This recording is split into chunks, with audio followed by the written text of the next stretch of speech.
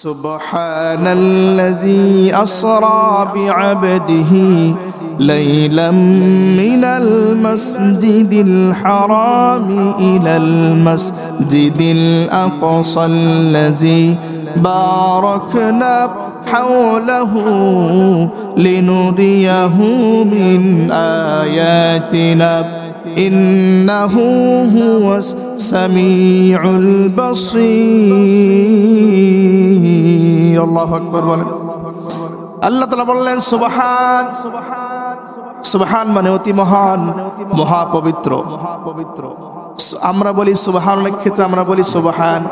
সুবহান মানে হলো এমন জিনিসটিকে বলা যখন আশ্চর্য হওয়ার মতো কিছু দেখে তখন আমরা বলি সুবহানাল্লাহ, বলি না? আশ্চর্য কিছু, আল্লাহ জান্নাত দিবেন, কি বলি? সুবহানাল্লাহ। আল্লাহ এখানে বলেছেন সুবহান মানে পবিত্র। কেমন পবিত্র? সব থেকে পবিত্র। আমরা মানুষ, আমাদের ঘুম আছে, আল্লাহর ঘুম আছে? আল্লাহ ঘুম থেকে সুবহান, আল্লাহ ঘুম থেকে পবিত্র। আমরা মানুষ, আমাদের ক্ষুধা আছে, আল্লাহর কোনো ক্ষুধা আছে নাকি? আল্লাহ ক্ষুধা থেকে পবিত্র। আমরা মানুষ, আমাদের দুর্বলতা আছে, হিংসা আছে, বিদ্বেষ আছে, হানাহানি আছে, মারামারি আছে, নানা রকম সমস্যা আমাদের ভিতরে আছে, কিন্তু আল্লাহর ভিতরে কোনোটি পাওয়া যাবে না। কথা বলেন ঠিক কিনা? আল্লাহু লা ইলাহা ইল্লা হুয়াল হাইয়ুল কাইয়্যুম। আমরা মানুষ, আমরা চিরস্থায়ী। চিরস্থায়ী আমরা চিরস্থায়ী না।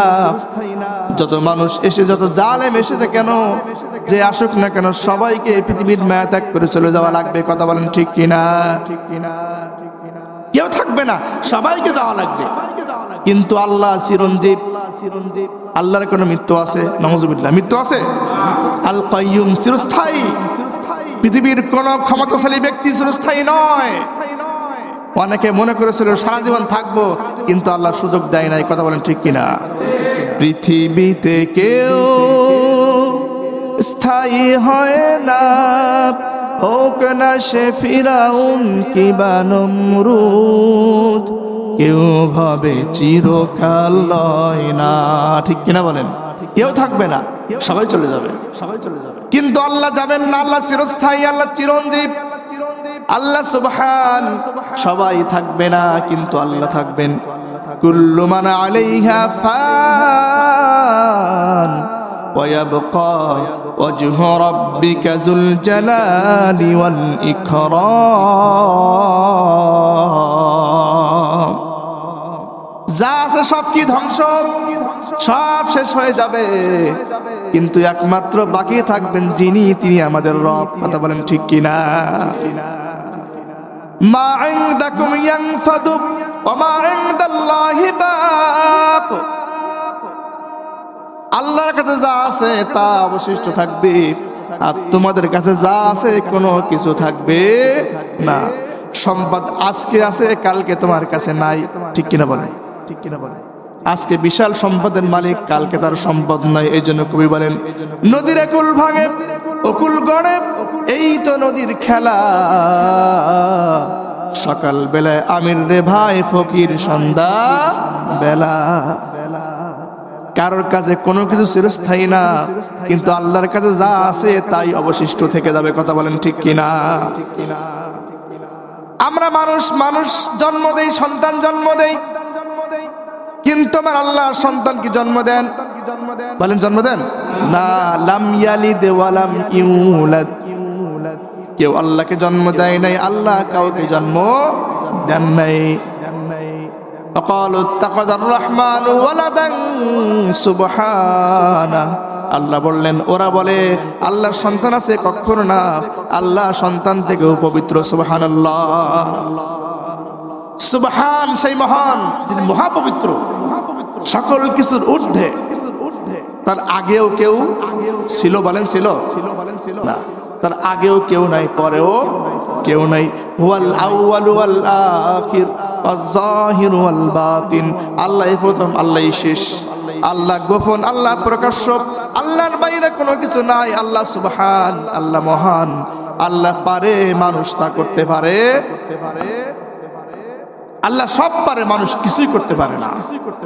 সে মহান সত্তা, সে আজিম সত্তা। আসরা, ভ্রমণ করিয়েছেন। বলেন কি করিয়েছেন? ভ্রমণ কি করেছেন? বলেন ভ্রমণ। বিআবদিহি, তার বান্দাকে। বলুন তো তার বান্দাকে? মুহাম্মদ সাল্লাল্লাহু আলাইহি ওয়াসাল্লাম।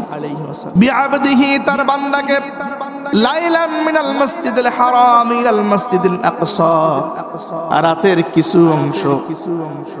কিছু অংশের ভিতরে মসজিদে হারাম থেকে মসজিদ আকসা পর্যন্ত 1200 কিলোমিটার পথ, 12,000 কিলোমিটার পথ আল্লাহ তাআলা তার নবীকে ভ্রমণ করিয়েছেন। সুবহানাল্লাহ।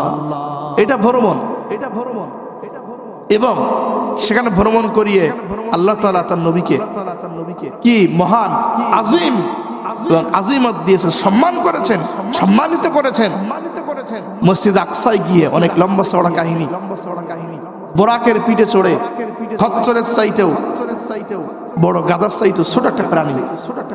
সে প্রাণীর সামনের পায়ের দুই পাশে দুইটা পাখা ছিল। বলেন কি ছিল? পাখা। ডানা বলতে পারেন, ডানার মতো ছিল। সেই বোরাকের গতি কেমন ছিল? লাইট ইয়ার্স, 1,86,000 মাইল বেগে চলে। লাইট ইয়ার্স আলোর গতি। আর সেই বোরাক চলতো দৃষ্টির চাইতেও বেশি, অর্থাৎ আলোর চাইতেও বেশি চলতো বোরাক। সুবহানাল্লাহ বলেন। সেই ছোট্ট প্রাণীর পিঠে চড়ে রাসূল মসজিদ হারাম থেকে মসজিদ আকসা পর্যন্ত ভ্রমণ করলেন। সুবহানাল্লাহ বলেন। এ ভ্রমণ করিয়েছেন কে? আল্লাহ। বারাকনা হাওলাহু লিনুরিয়াহু মিন আয়াতিনা। আল্লাহ তাআলা বললেন, আমি আমার রাসূল, আমার হাবিবকে, আমার বান্দাকে ভ্রমণ করিয়েছি রাতের কিছু অংশে। এমন জায়গা দিয়ে আমি আল্লাহ ভ্রমণ করিয়েছি যে জায়গাটি ছিল রহমতে বরকতে পরিপূর্ণ। সুবহানাল্লাহ। সুন্দর মজলিসে, সুন্দর জায়গায় আল্লাহ তাআলা হাবিবকে ভ্রমণ করিয়েছেন। এটা হলো আসরা।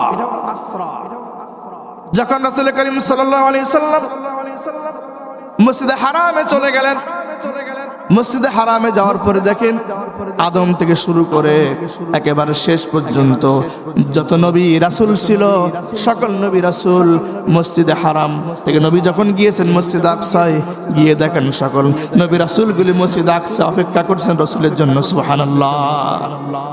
রাসূলের নেতৃত্বে সেখানে 2 রাকাত নামাজ আদায় করলেন রাসূল করিম সাল্লাল্লাহু আলাইহি ওয়াসাল্লাম। সেখানে তাকে তামাম বিশ্বের নবীদের নেতা বানিয়ে দেওয়া হলো। সুবহানাল্লাহ। সাইয়্যিদুল মুরসালিন তাকে বলা হয়। সম্মানিত ভাইরা, রাসূলের নেতৃত্বে নামাজ আদায় হলো। এবার সেখান থেকে রাসূলকে মিরাজের জন্য নিয়ে যাওয়া হলো। অনেক লম্বা চওড়া কাহিনী। এবার মিরাজ করে উর্দুর দিকে ভ্রমণ করলেন। রাসূল উঠলেন মিরাজের জন্য। যখন তিনি প্রথম আকাশে চলে গেলেন, প্রথম আকাশে যাওয়ার আগ পর্যন্ত, যাওয়ার প্রতি মুহূর্তে, যাওয়ার পূর্ব মুহূর্তে আওয়াজ হলো, বলা হলো, আকাশের দরজা খুলে দাও ফেরেশতা। ফেরেশতা বলল, কে এসেছে? বলল, আল্লাহর নবী রাহমাতুল আলামিন মুহাম্মদ সাল্লাল্লাহু আলাইহি ওয়াসাল্লাম এসেছে। দরজা খুলে দেওয়া হলো। সংক্ষেপ করছি, দরজা খুলে দেওয়া হলো। তখন হুজুরকে যান ওই প্রথম আকাশের ফেরেশতা আহলান সাহলান করলেন, মারহাবা করলেন। মারহাবা করার পরে তখন সেখানে একজনকে দেখা হলো, একজনের সঙ্গে সাক্ষাৎ হলো। তিনি হচ্ছেন তামাম বিশ্বের সকল মানুষের পিতা। বলেন তো কি নাম? আদম আলাইহিস সালাম। সমগ্র মানুষের পিতার নাম হচ্ছে আদম আলাইহিস সালাম। তার সঙ্গে সাক্ষাৎ হলো, সালাম বিনিময় হলো, কুশল বিনিময় হলো। সম্মানিত উপস্থিতি, রাসূলের মিরাজ, এই যে 7 আসমান পর্যন্ত যাওয়া আসা, এটি কেন করা হলো? এটি কেন করা হয়েছিল? কারণ নবীরা হচ্ছে সবচেয়ে যুগের ভিতরে শ্রেষ্ঠ মানুষ। কথা বলেন ঠিক কিনা? শ্রেষ্ঠ মানুষের কাছে থাকবে শ্রেষ্ঠ সম্পদ, যাতে কেউ তার উপরে উঠতে না পারে। যেমন করে আমরা ধরে দেখি মুসা আলাইহিস সালাম যে যুগে ছিলেন সেই যুগে ওই যুগের শ্রেষ্ঠ মানুষ যিনি তার নাম হলো মুসা আলাইহিস সালাম। কিন্তু দেখা গেল সে যুগে জাদুর অত্যন্ত প্রভাব, মানুষ জাদু নিয়ে পড়ে থাকে, মানুষ জাদুর পিছনে ছুটতে থাকে। আল্লাহ তাআলা তার নবী মুসা আলাইহিস সালামকে এমন মুজিজা দিলেন, সকল জাদুগুলিকে তার মুজিজা। তালকাফ মা সানাউ ইন্নামা সানাউ কাইদু সাহির ওয়ালা ইফলিহুস সাহিরু হাইসু ওয়াতা। আল্লাহ বললেন, নবী ও মুসা, তোমার এমন মুজিজা দিলাম, ওরা জাদু করেছে, ওদের কোনো জাদু আর কাজে লাগবে না। তোমার এই লাঠি নামক সাপ সকল জাদুগুলি খেয়ে ফেলবে, আর তুমি বিজয়ী হবে, ওরা কখনো বিজয়ী হতে পারবে না। সুবহানাল্লাহ। তাহলে জাদু ছিল সেই যুগে শ্রেষ্ঠ। আল্লাহ তাআলা মুসাকে এমন জিনিস দিলেন, তার লাঠি সকল জাদুগুলি খেয়ে সাবার করে দিল। এখানে মুসার শ্রেষ্ঠত্ব প্রমাণিত হয়ে গেল। দাউদ আলাইহিস সালামের সময় আল্লাহ দাউদকে এমন মুজিজা দিলেন, লোহা নিয়ে সেই সময়কার মানুষ বিভিন্ন জিনিস তৈরি করত। আল্লাহ তাআলা দাউদকে এমন মুজিজা দিলেন, শক্ত লোহায় হাত দিতেন, যখন শক্ত লোহায় হাত দেওয়ার সঙ্গে সঙ্গে শক্ত লোহাগুলি মোমের মতো নরম হয়ে যেত। সুবহানাল্লাহ। ওয়ালান্না লাহুল হাদিদ। আল্লাহ বললেন, আমার দাউদ কেমন জিনিস দিলাম, এমন মুজিজা দিলাম, শক্ত লোহা যখন হাত দিবে লোহাগুলি নরম হয়ে যাবে। দাউদ ইচ্ছা মতো লোহাগুলি দিয়ে তার ইচ্ছা মতো জিনিসপত্র তৈরি করতে পারবেন। সুবহানাল্লাহ। আবার ছিল তার কণ্ঠ, কেমন কণ্ঠ, যে কণ্ঠ শুনলে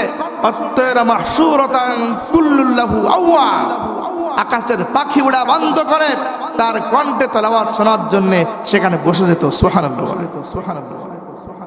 এটা ছিল তাদের মুজিজা। ঈসা আলাইহিস সালামের জামানায় ছিল মুজিজা। ঈসার যুগে চিকিৎসা বিজ্ঞানের উৎকর্ষতা ছিল। চিকিৎসা বিজ্ঞানের কারণে অনেক মানুষ দরিদ্র রোগ ব্যাধিতে মানুষ পতিত হতো। মানুষের রোগ সারার জন্য চিকিৎসা বিজ্ঞান সে যুগে ভালো অবদান রাখছিল, কাজ করছিল।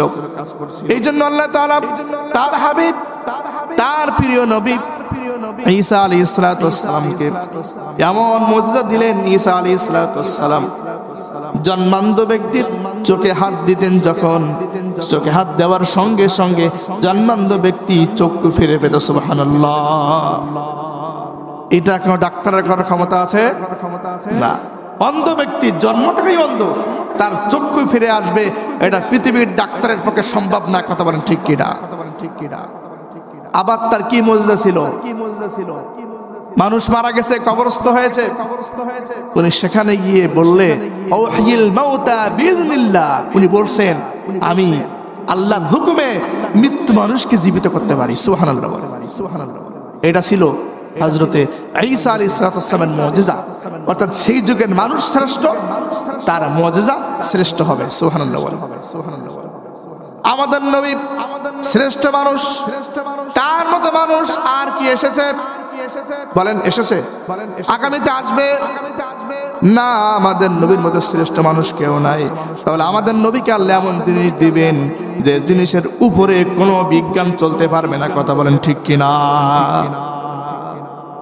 আমাদের নবীকে আল্লাহ তাআলা এমন কিছু দিয়েছেন মুজিজা, তার একটা হলো কোরআন নামক মুজিজা। সুবহানাল্লাহ বলবেন না?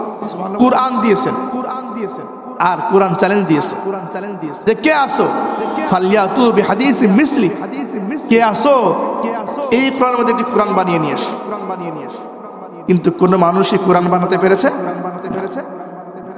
ঠিক আছে, কুল বাতু বিআশরি সুওয়ারিন মিসলি মুফতায়াত, কিরাম বড়, কি রকম বড় 10টি সূরা বানিয়ে নিয়ে আসো। পেরেছে? না। বিসূরাতে মিসলি একটি সূরা বানাও, সেটাও তারা বানাতে পারলো না। আল্লাহ পরে বললেন সম্ভব নয়, তোমরা বানাতে পারবে না। ইল্লাম তাফআলু ওয়া লান তাফআলু, তোমরা কখনো কখনো একটি সূরাও বানিয়ে আনতে পারবে না।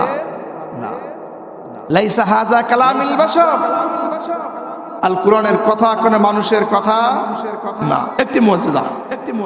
আরেকটি হলো আল্লাহ তাআলা জানেন যে মানুষ এক সময় চাঁদে যাবে, ঠিক কিনা বলেন? আল্লাহ জানেন না মনে হয় নাকি? জানেন? আল্লাহ জানেন যে মানুষ এক সময় চাঁদে যাবেন, যেহেতু তার হাবিব শ্রেষ্ঠ, তার হাবিবকে আল্লাহ যা দিবেন ওই রকম শ্রেষ্ঠ আর কেউ কিছু পাবে না। এই জন্য আল্লাহ তাআলা মানুষ যাতে বিজ্ঞানের সর্বোচ্চ শিখরে প্র্যাকটিস করতে করতে, আবিষ্কার করতে করতে মানুষ যদি মঙ্গল গ্রহেও চলে যায়, আমার হাবিবকে ছাড়াতে পারবে না। কথা বলেন ঠিক কিনা? কি কারণে পারবে না? আল্লাহর হাবিবকে শুধু মঙ্গল গ্রহ না, মিল্কি ওয়ে, গ্যালাক্সি ওয়ে, সাহাবত নিহারিকা পার করে নয়, 7টি আসমান ভেদ করে সিদরাতুল মুনতাহার উপরে আল্লাহ তার হাবিবকে আরশে আজিমে নিয়েছেন। সুবহানাল্লাহ বলেন। এটা হলো তার শ্রেষ্ঠ মুজিজা, কারোর ক্ষমতা নেই আল্লাহর হাবিবের যে মুজিজা এর উপরে উঠতে পারে, এটা মানুষের পক্ষে সম্ভব নয়। সুবহানাল্লাহ বলেন। সম্মানিত উপস্থিতি, তাহলে আমার হাবিব আল্লাহ রাসূল প্রথম আসমানে গেলেন, যাওয়ার পরে সেখান থেকে তিনি দ্বিতীয় আসমানে গেলেন। দ্বিতীয় আসমানে যাওয়ার পরে সেখানে দেখেন দুইজন নবী, ঈসা আলাইহিস সালাম আর হযরত ইয়াহইয়া আলাইহিস সালাম, দুইজন নবী সেখানে বসা সাক্ষাৎ করলেন। তৃতীয় আসমানে গেলেন। তৃতীয় আসমানে যাওয়ার পরে সেখানে আরো নবী ছিল, সেখানে গিয়ে সাক্ষাৎ হলো। এইভাবে করে উঠতে উঠতে এরপরে চতুর্থ আসমানে গেলেন, ওখানে নবী ছিল, ইদ্রিস আলাইহিস সালাম ছিল। পঞ্চম আকাশে গেলেন, হারুন আলাইহিস সালামের সঙ্গে দেখা হলো। ষষ্ঠ আকাশে গেলেন, মুসা আলাইহিস সালামের সঙ্গে দেখা হলো। এরপরে গেলেন সপ্তম আসমানে, ওখানে গিয়ে দেখেন তামাম মুসলিম মিল্লাতের পিতা, বলেন তো কি নাম? ইব্রাহিম আলাইহিস সালাম। দেখা হয়ে গেল তার সঙ্গে, ওখানে তিনি বসা আছেন। দেখা হলো, কথা হলো। হুজুর বলেছিলেন, আমি দেখলাম ইব্রাহিম দেখতে অনেকটা আমার মতো। সুবহানাল্লাহ বলেন। আমি মুহাম্মদ যেমন দেখতে, ইব্রাহিমও তেমন দেখতে। সুবহানাল্লাহ। কেন? মুহাম্মদ হুজুর বলতেন, আমি হলাম দুইজন ব্যক্তির দোয়ার ফসল। আমি আব্দুল্লাহর দোয়া এবং আমি আমার ইব্রাহিমের পিতা ইব্রাহিমের দোয়ার ফসল। ইব্রাহিম দোয়া করেছিলেন আমার জন্য, আর তারই বংশের তিনি মুহাম্মদ সাল্লাল্লাহু আলাইহি ওয়াসাল্লাম। সম্মানিত উপস্থিতি, সপ্তম আসমানে চলে গেলেন, ইনদা সিদরাতিল মুনতাহা। সেখানে যখন চলে গেলেন, যাওয়ার পরে আল্লাহর ফেরেশতা বললেন, আমি আর যেতে পারবো না, আমার সময় নেই, আমার টাইম শেষ। ওইখান থেকে একটা গালিসা আসলো, রফ গালিসা। তিনি তাতে উঠলেন, সেখান থেকে চলে গেলেন। সম্মানিত উপস্থিতি, আমি একটু অন্য বিষয় বলতে চাই, এ সম্পর্কে আপনারা সবাই জানেন। আল্লাহর সঙ্গে সাক্ষাৎ হলো। নামাজ পেলে কয় ওয়াক্ত বলেন? হলো 50 ওয়াক্ত নামাজ। এটা হলো নবীর জন্য আল্লাহর পক্ষ থেকে স্পেশাল উপহার। জিহাদের কথা এসেছে, কিন্তু ওখানে নিয়ে বলেন নাই। হজের কথা ওইখান থেকে বলেন নাই, কিন্তু নামাজের কথা আল্লাহ তাআলা নবীকে নিজের কাছে ডেকে নিয়ে বলেছেন। সুবহানাল্লাহ বলেন। এই গুরুত্ব কম না বেশি? তাহলে বেশি, এতই গুরুত্ব বেশি। আউয়ালু মা ইউহাসাবু বিহিল আবদু ইয়াওমাল কিয়ামাতিস সালাহ। কাল কিয়ামতের ময়দানে হিসাব যখন শুরু হবে, প্রথম হিসাব হবে হলো নামাজ সম্পর্কে। তোমরা কে নামাজি ছিলে বা কে নামাজি ছিলে না, এই সম্পর্কে হিসাব প্রথম দেওয়া লাগবে। সুবহানাল্লাহ। মানুষ যখন জাহান্নামী হয়ে যাবে, জাহান্নামী হওয়ার পরে আল্লাহর ফেরেশতারা বলবেন, ও আল্লাহর প্রিয় বান্দা, তোমরা কোন জাহান্নামী হয়েছো? মা সালাকাকুম ফি সাকার। জাহান্নামে কেন তোমরা? ওরা বলবেন, লাম নাকু মিনাল মুসাল্লিন। আমরা এই জন্য জাহান্নামী হয়েছি, আমরা দুনিয়ায় মুসাল্লি ছিলাম না, মুসল্লি ছিলাম না, এই জন্য জাহান্নামী হয়েছি। তাহলে নামাজের গুরুত্ব আছে না নাই বলেন? অনেক বেশি, অনেক বেশি গুরুত্ব আমাদের। এই জন্য সম্মানীয় উপস্থিতি, আমাদের খেয়াল করতে হবে নামাজের ব্যাপারে। আল্লাহ তাআলা তার নবীকে আরশে আজিমে ডেকে নিয়ে মিরাজের রজনীতে আল্লাহ নবীর সামনে নামাজের কথা বলেছেন। সুতরাং আমাদের সকলকে নামাজের পাবন্দি হতে হবে, নামাজের বাইরে যাওয়ার সুযোগ নাই। কথা বলেন ঠিক কিনা? নামাজ হলো পার্থক্য মুসলিম এবং কাফের। নামাজ পার্থক্য মুসলিম এবং কাফের। সম্মানিত উপস্থিতি, এবার আমরা একটা বিষয়ে কথা বলতে চাই, সেটা হলো লিনুরিয়াহু মিন আয়াতিনা। খুব ভালো করে খেয়াল করবেন। আল্লাহ তাআলা তার নবীকে কি কি দেখিয়েছেন? অনেক কিছু দেখিয়েছেন। মিরাজে নিয়ে আল্লাহ নবীকে অনেক কিছু দেখিয়েছেন, কিভাবে কি কাজগুলি সংগঠিত হচ্ছে বা হবে, সেগুলি আল্লাহ তার নবীর সামনে দেখিয়েছেন, যাতে করে নবী দুনিয়ায় এসে মানুষকে দেখাতে পারে, বলতে পারে, শেখাতে পারে, উম্মাহকে নসিহা করতে পারে। এর জন্য আল্লাহ তাআলা প্রথমত তার নবীকে নিজের কাছে ডেকে নিয়ে প্রথমে দেখিয়েছেন 5টি জিনিস দেখিয়েছেন। কয়টা জিনিস বলেন? 5টা। এক নম্বরে দেখিয়েছেন হাউজে কাউসার। কি দেখিয়েছেন? বলেন কি দেখিয়েছেন? হাউজে কাউসার। কাল কিয়ামতের ময়দানে কোনো পানি থাকবে, কোনো পানি থাকবে না, কোনো পানি থাকবে না। কাল কিয়ামতের ময়দানে আমার নবী হলেন হাউজে কাউসারের মালিক। সুবহানাল্লাহ। সাদা পানি, টকটকে পানি, মিশকের চাইতে সুগন্ধযুক্ত পানি, হাউজে কাউসারের পানি। এই হাউজে কাউসারের পানি এটি আল্লাহ নবীকে দেখিয়েছেন, সেখানে নিয়ে মিরাজে নিয়ে। এরপরে দেখিয়েছেন 2 নম্বর, তা হলো দাজ্জাল। দাজ্জালকে দেখিয়েছেন, কারণ দাজ্জালের মতো ফিতনাবাজ আর কেউ নাই। সুতরাং যে অত্যন্ত বেশি ফিতনাবাজ, তাকে দেখানো নবীর জন্য আল্লাহর দরকার ছিল। আল্লাহ নবীকে দাজ্জালকে দেখিয়ে দিয়েছে।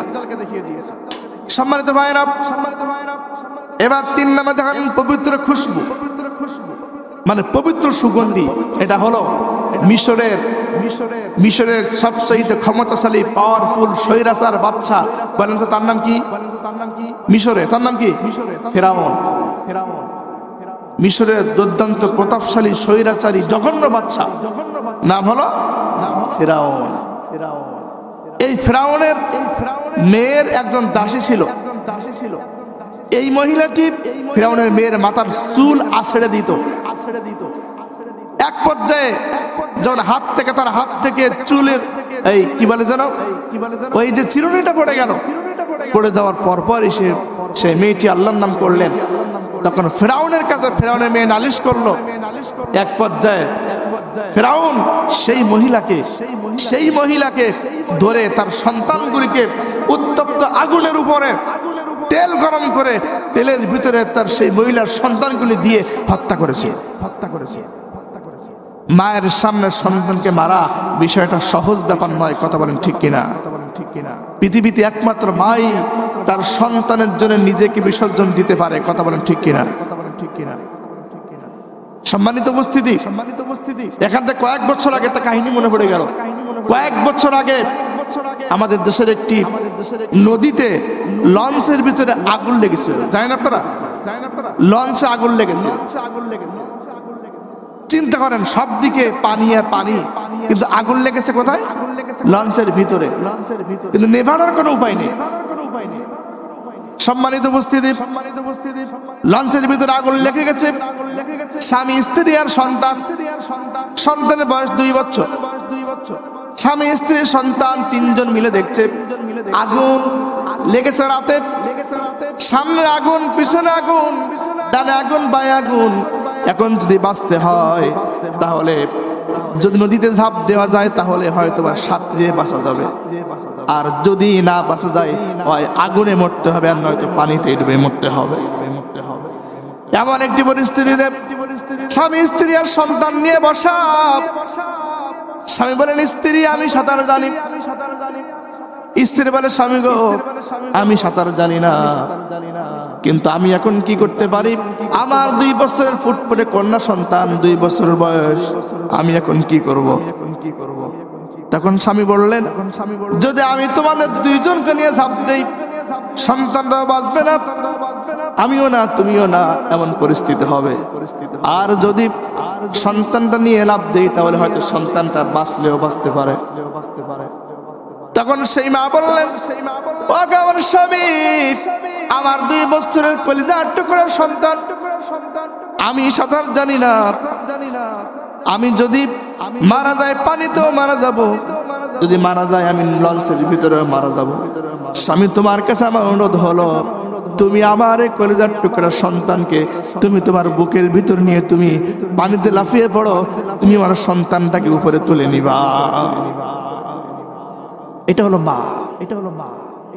আমি লাইভ দেখেছিলাম, সাক্ষাৎকার।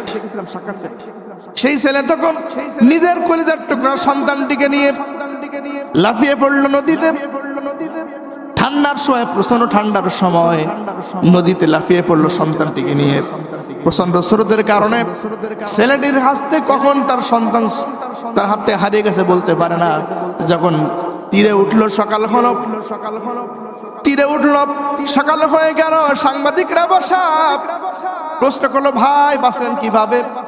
তখন লোকটি বললো, ভাই আমার সব শেষ। তখন কাহিনী খুলে বললো, কাহিনী খুলে ছেলেটি বলল, আমি আমার স্ত্রীকে হারিয়েছি, আমার হাত থেকে সন্তানটাকে হারিয়েছি।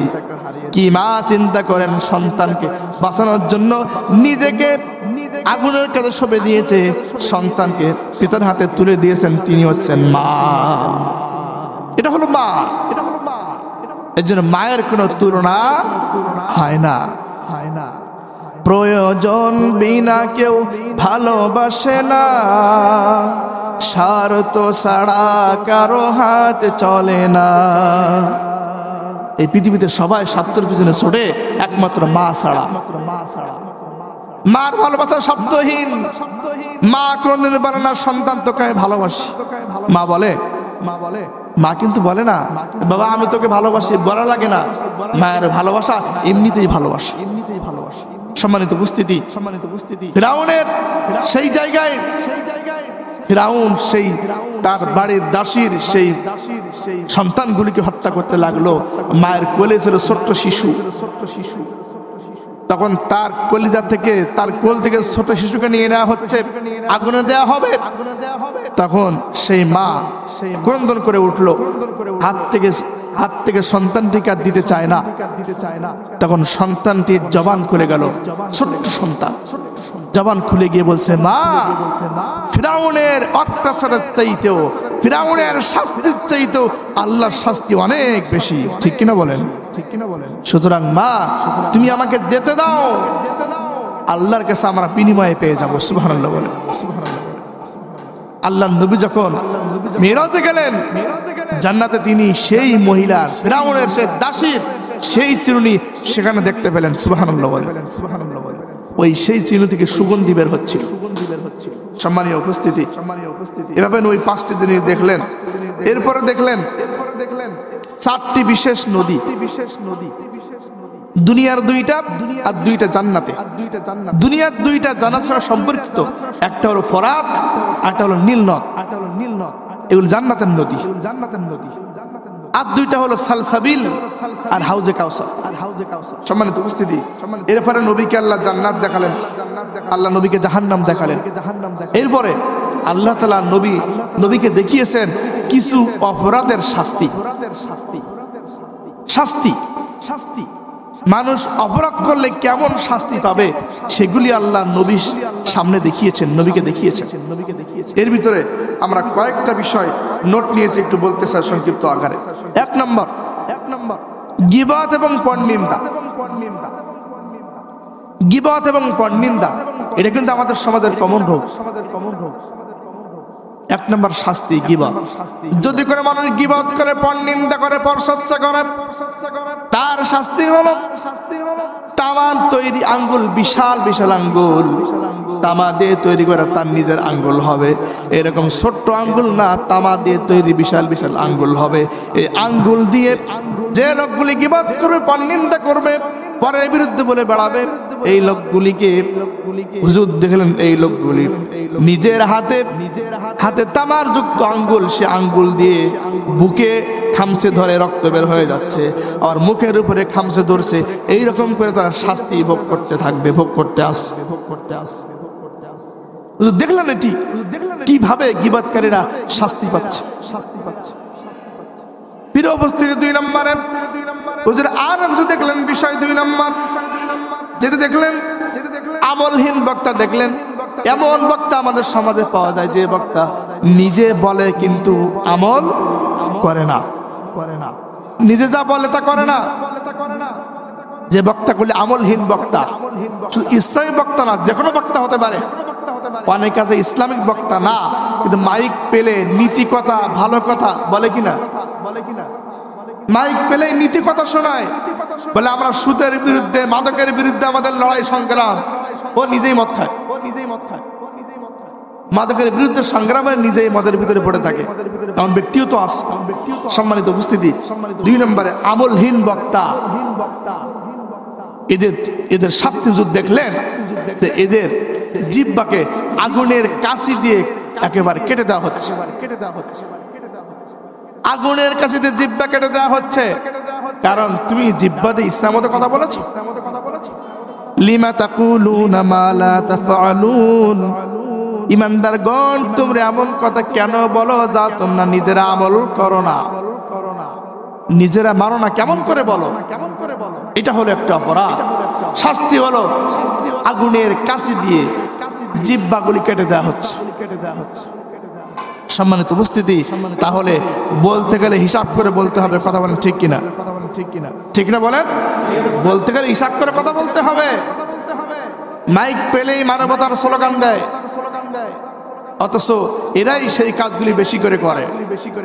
বলে আমরা গেলেই দুর্নীতি বন্ধ করব, অথচ গিয়ে দুর্নীতি করা শুরু করে দেয়।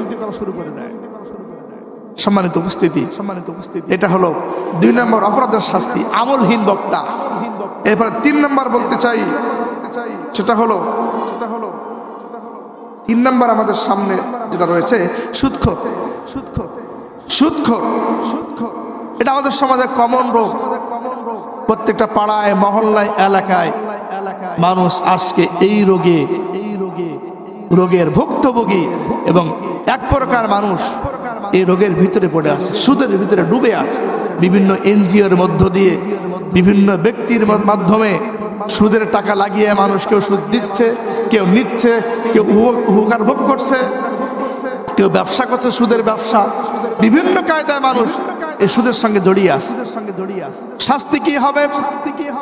কালকে আমাদের ময়দানে সুদ যে ব্যক্তি খাবে তার পেটটা ছোট হবে না বড় হবে? বলেন। পেটটা বিশাল পেট হয়ে যাবে। লাল আগুনের নদী, লাল আগুন তার নদী, এর ভিতরে ভাসতে থাকে, ভাসতে আছে। যে সাঁতরে কিনারা আসতে যায়, ফেরেশতা আঘাত করে আবার মাঝখানে চলে যায়, আবার আসতে থাকে, আবার আঘাত করে ফেরেশতারা। এইভাবে এই যারা সুদখোর ছিল এরা শাস্তি ভোগ করতে আসে। এটা হলো 3 নম্বর সুদের অপরাধের শাস্তি। সম্মানিত উপস্থিতি, সুদ থেকে আমাদের ফিরে থাকা নৈতিক দায়িত্ব। সবাই জানি সুদের অনেক অপরাধ, তার ছোট্ট অপরাধ হলো নিজের মায়ের সঙ্গে জেনা করা। আবার আল্লাহ বললেন, ফাইল্লাম তাফআলু ফাআযানু বিহারবিম মিনাল্লাহি ওয়া রাসূলিহি, তোমরা যদি সুদ না ছেড়ে দাও আল্লাহর বিরুদ্ধে, তার রাসূলের বিরুদ্ধে যুদ্ধের জন্য তৈরি হয়ে যাও। নাউযুবিল্লাহ। চিন্তা করেন, যুদ্ধ করতে হবে আল্লাহর সঙ্গে, রাসূলের সঙ্গে, সুদ না ছাড়লে কত বড় কথা। এটা হলো মিরাজের 3 নম্বর বিষয় যা আল্লাহ নবীকে দেখিয়েছেন। এবার 4 নম্বর হলো আল্লাহ নবীকে দেখেছেন একজন মহিলাকে, যে মহিলা একটা বিড়ালকে ঘরে আটকে রেখেছিল, খাবার দেয় নাই। বিড়ালটা ঘরের ভিতরে কষ্ট করতে করতে না খাবার পেয়ে মৃত্যুবরণ করেছিল। সেই মহিলাকে আল্লাহ দেখিয়েছেন হাবিবকে, সেই মহিলাও শাস্তি পাচ্ছে। এখানে শিক্ষা হলো বিনা অপরাধে কোনো প্রাণীকে শাস্তি দেওয়া যাবে না। যদি প্রয়োজন হয় গাছ কাটতে পারেন, কিন্তু প্রয়োজন না হলে গাছের পাতাও ছিঁড়বেন না। সম্মানীয় উপস্থিতি, এবার 5 নম্বরে আসেন। 5 নম্বর হলো এমন প্রাণীকে দেখানো হয়েছে, এমন মানুষকে দেখানো হয়েছে,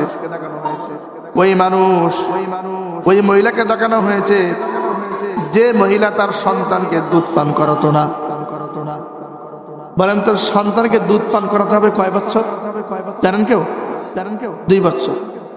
কমপক্ষে 2 বছর। ওয়াল ওয়ালিদাতু ইরদি'না আওলাদাহুন্না হাওলাইনি কামিলাইন। আল্লাহু আকবার। আল্লাহ তাআলা বললেন সন্তানের অধিকার হলো সন্তানকে দুধ পান করাবা 2 বছর। কয় বছর? এটা সন্তানের হক, সন্তানের পাওয়া।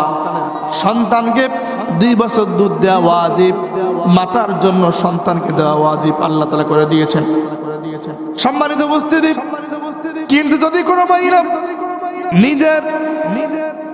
নিজের স্বার্থের জন্য নিজের বডি ফিটনেস ঠিক রাখার কথা বলে যদি সন্তানকে ইচ্ছাকৃত দুধ পান না করায়, যদি সন্তানকে বাধ্য করে ফিডার খাওয়াতে, অন্য কোনো খাবার দিতে, কিন্তু বিনা কারণে যদি কোনো মহিলার সন্তানকে দুধ পান না করায়, কাল কিয়ামতের ময়দানে ওই মহিলার স্তনে বীজের সাপ দংশন করতে থাকবে। নাউজুবিল্লাহ। দুনিয়ার সাপ না, দুনিয়ার সাপ নয়।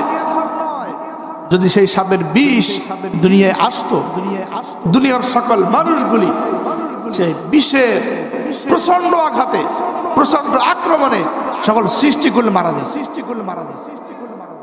সম্মানিত উপস্থিতি, এটা হলো বিষয়। এটা শাস্তি। এটি সন্তানকে দুধ পান করাতে হবে। অধিকার দিয়েছেন কে? বলেন কে দিয়েছেন অধিকার? আল্লাহ দিয়েছেন। এরপরে 6 নম্বর হলো কোরআন পরিত্যাগকারী। এটা খুবই গুরুত্বপূর্ণ বিষয়।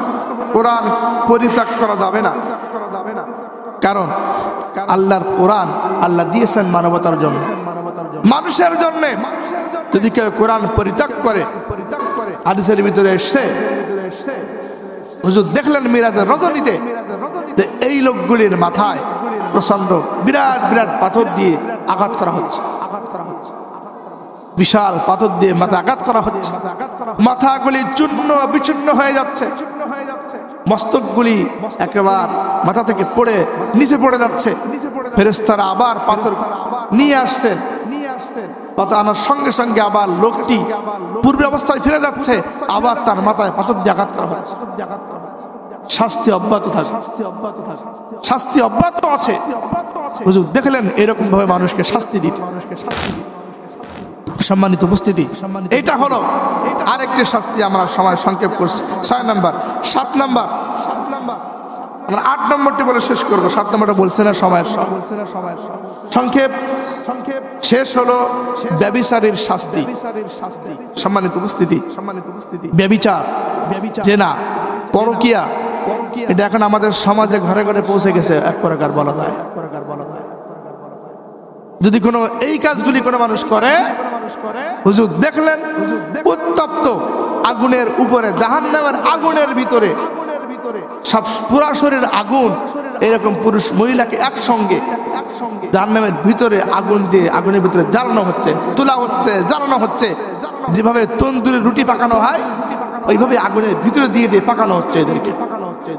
অপরাধ হলো হালাল জিনিস থাকা সত্ত্বেও হারামের পিছনে পড়েছিল। স্ত্রী কি হালাল, স্ত্রী কি হালাল, কিন্তু অন্যের স্ত্রী হারাম। সম্মানিত উপস্থিতি, এই বিষয়গুলি আমাদের খেয়াল করা দরকার। আমরা এই বিষয়গুলি খেয়াল না করলে, যদি সমাজে এরকম হারামের সরাসরি হয়, তাহলে সমাজে কিন্তু অবশ্যই আমরা সবাই কিন্তু ক্ষতির শিকার হব। যদি কোনো পরিবারের ভিতরে জেনার পরিবেশ থাকে, ওখানে কিন্তু গজবের পরিবেশ কায়েম হয়। গজব এটা কিন্তু অনেকগুলি প্রকার হয়। গজবের অশান্তি, পারিবারিক অশান্তি, এটা কিন্তু গজব। আবার কেমন অশান্তি, রোগ শোক লেগেই থাকে, এটাও কিন্তু গজব।